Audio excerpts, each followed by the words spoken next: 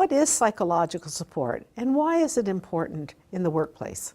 Well, psychological support in the workplace means that there's an awareness of what can impact employee mental health in that setting, and steps are taken to reduce risk, including for employees who may experience mental illnesses such as depression or anxiety. With an estimated 500,000 Canadians missing work each week due to mental illness, it makes good business sense to know how to help create a workplace that's psychologically healthy. That's true, and given a supportive work environment, employees with mental health issues are much more likely to stay well and recover well on the job than those who have a toxic work environment. Very few organizations would be able to make sweeping changes all at once. What are some manageable actions that leaders can start with? Well, no workplace is expected to make changes overnight. In fact, it's often more effective to be thoughtful and gradual in terms of making positive and sustainable changes. A good starting point to develop a psychologically supportive workplace could be to take steps to eliminate stigma about mental illness.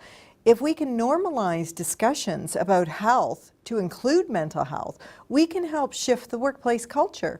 It's about understanding that all of us are managing our mental health on a daily basis, and some of us will have more challenges than others. One resource, Working Through It, can actually help increase mental health awareness. It provides a weekly email link to a short video clip or a document that you can then pass on to your staff. It can help change minds in less than 5 minutes a week. That's great for general awareness. Managers, human resources, occupational health, and safety representatives, they have a more involved role in supporting employees with mental illness. Is there something extra for them? Sure. Those whose role includes managing and supporting employees have a higher obligation to support positive workplace mental health because of their role, and therefore they should be provided with a higher level of knowledge and resources. They need to be able to identify and respond to employees who may be experiencing depression, anxiety, or other mental illnesses. So the skill set that got managers their promotion likely has nothing to do with knowing about mental health and/or mental illness. So they probably need training to equip them for this part of their role. Yes, while managers are not required to become mental health experts, knowing how to identify mental health concerns and respond appropriately should be part of learning to work with people. The Workplace Strategies for Mental Health website is one resource that can help. For example, on this website you can find the free video-based training called Managing Mental Health Matters. It can help to improve emotional intelligence and also more practical things like resolving conflict or knowing how to produce an accommodation plan when mental health is a factor. Training could also be workshops or using part of your regular team meetings to share and discuss mental health information so that all employees become familiar with the facts about mental health issues and they learn how to handle them in the workplace. Yes, there's many ways to improve our approaches. Ultimately, the point is to facilitate open and respectful communication in the workplace so that employees feel safe to talk openly about psychological health and safety concerns. You'd also want to update your employees about any company benefits so that they know what's covered for them personally if mental health concerns arise.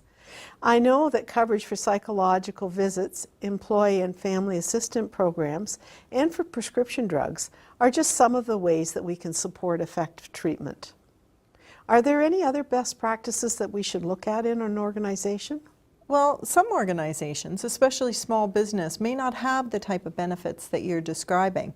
And so you can also look to community mental health agencies, such as the Canadian Mental Health Association or Mood Disorders, and they'll be able to provide you with information and support.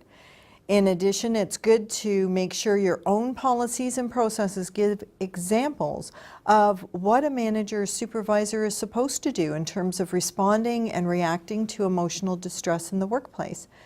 And when an employee is off work, It's really good practice to learn to maintain regular supportive communication with him or her.